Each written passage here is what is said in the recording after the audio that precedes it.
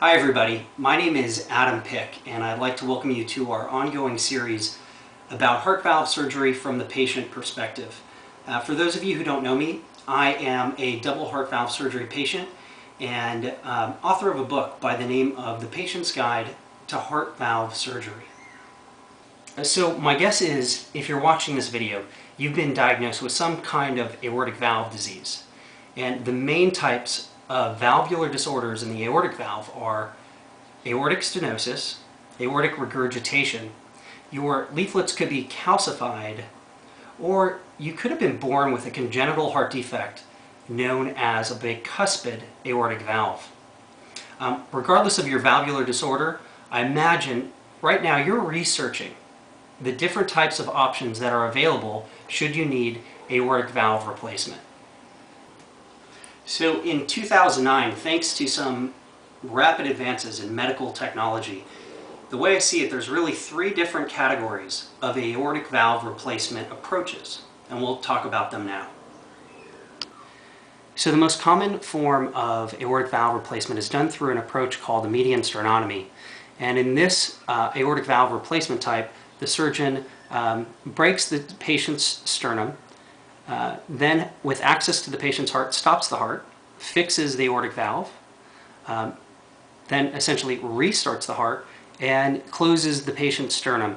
And here you can see two pictures of a median sternotomy, both a male and a female.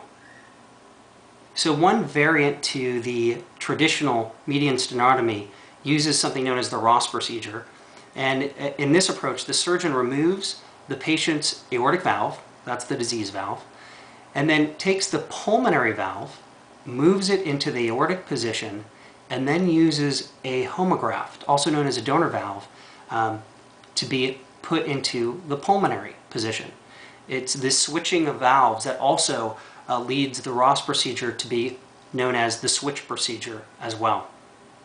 The next main category of aortic valve replacement is commonly referred to as minimally invasive approaches. And here you can see that the incisions are much smaller than the median sternotomy, and some of the benefits of that are an accelerated recovery time and obviously less physical trauma to the patient's body.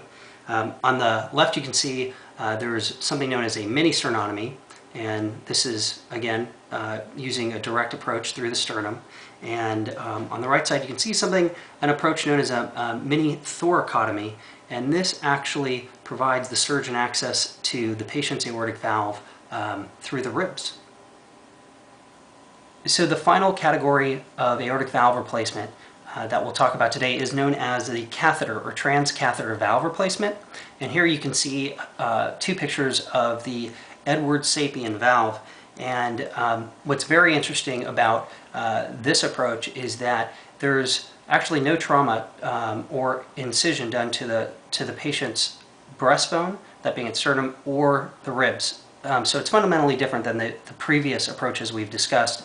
And as a result, the benefits are believed to be, again, less trauma to the patient's body, accelerated recovery, in theory, less cost to hospitals, patient insurance companies, and there are some who believe that this type of therapy could ultimately lead to outpatient types of aortic valve replacement. Now, it should be noted that the Edwards sapien valve is currently under FDA investigation, as in trials here in the United States.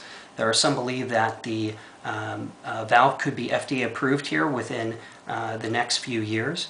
But it should also be stated that the valve is actually being used in Europe today. So it's very, very encouraging. So there you have it. Those are the three main categories of aortic valve replacement being done today. And as we close this video, I just want to remind all of you four key points. The first one is every patient case is unique. So while one surgery might be available to you, another one may not, given your valvular disorder. The second point is definitely take the time to discuss these different approaches with your surgeon, with your cardiologist, with your family and friends. You want to be very comfortable with the surgery you elect. The third point is, if you can, consider the surgical outcomes. And what do I mean by that? Well, the traditional surgeries are going to have a wide array of statistics available for success and failure and mortality, while some of the newer procedures, obviously if they're in clinical trial, they're still developing those data sets.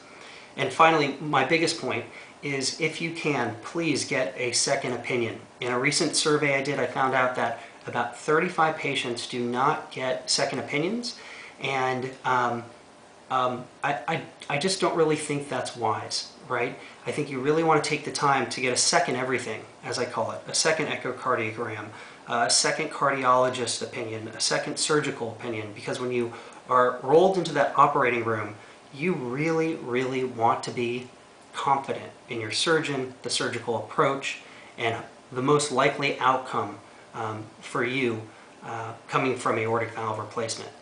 So I hope this has been helpful for you. I hope everything goes great for you, and I wish you nothing but health and happiness. And as we always say, keep on ticking. Bye-bye. So if you'd like to learn more about aortic valve replacement or heart valve surgery, simply go to my website at www.heart-valve-surgery.com, or if you're at Google, simply type Adam Pick into the search field, and this website will be one of the first to come up in your results page.